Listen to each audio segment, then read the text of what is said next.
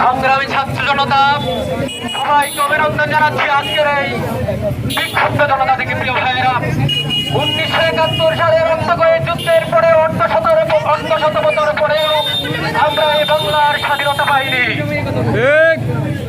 অর্ধশত বছর পরে আবার আবু সাইদ এবং মুজাহিদদের রক্তের বিনিময়ে আমরা যে স্বাধীনতা অর্জন করেছি, আমাদের কোনো বিশৃঙ্খলার কারণে সেই স্বাধীনতা বিনষ্ট হোক, সেটাকে আপনারা চান?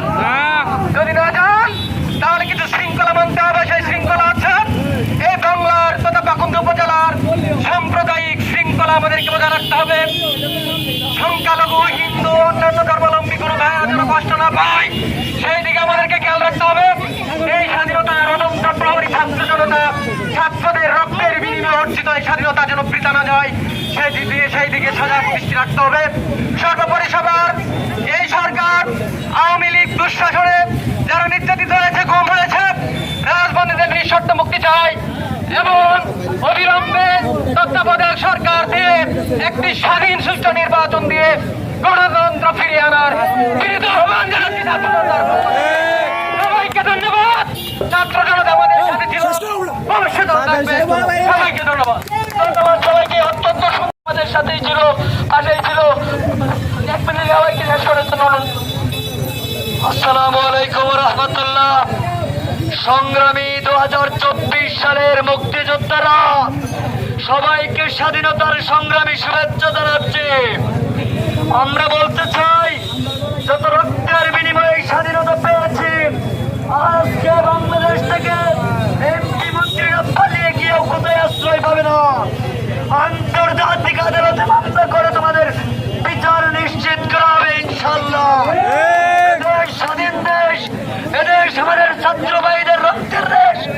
আমরা এদেশ সুন্দর শৃঙ্খলাবদ্ধ একটি জাতিতে পরিণত করবো ইনশাল্লাহ। সবার প্রতি, শহীদ ভাইদের প্রতি আল্লাহর কাছে জান্নাত কামনা করে আমার কথা শেষ করছে। বাংলাদেশ জিন্দাবাদ, ছাত্র জনতা জিন্দাবাদ।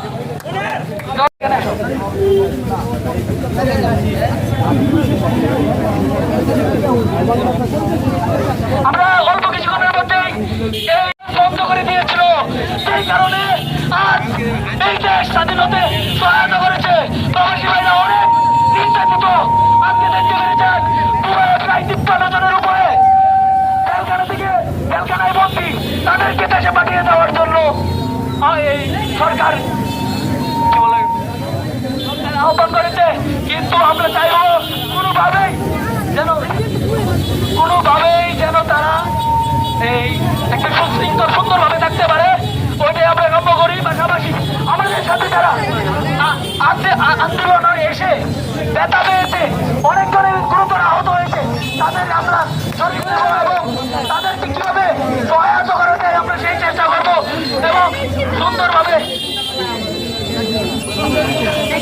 অল্প কিছুক্ষণের মধ্যেই আমাদের সামনে আমার এক ছোট ভাই কথা বলবে। সংগ্রামী নেতৃবৃন্দ, দীর্ঘ 17 বছর এই স্বৈরাচারের বিরুদ্ধে অক্লান্ত পরিশ্রম করে ছাত্র সমাজকে সাথে নিয়ে সকল জনতাকে সাথে নিয়ে আমরা যে স্বাধীনতা অর্জন করেছি সেইটা রক্ষা করার দায়িত্ব আমাদের। আমরা সুন্দরভাবে রক্ষা করব। কেউ সরকারি কোনো প্রতিষ্ঠানে আমরা হামলা করব না। এটা আমাদের স্বভাব। আমরা আমাদের অর্থ দিয়ে এটা করেছি। এই স্বৈরাচার 15 বছর আমাদের অনেক নির্যাতিত করেছে। যারা জেলে আছেন, আলেম সমাজ, রাজনৈতিক নেতৃবৃন্দ এবং ছাত্র সমাজের নতুন যারা জেলে গেছেন, সকলের অবিলম্বে মুক্তি চেয়ে আমি আমার বক্তব্য শেষ করছি। ধন্যবাদ সবাইকে। এই স্বাধীন দেশে থেকেও আমরা স্বাধীন না, এতদিন আমরা পরাধীন ছিলাম।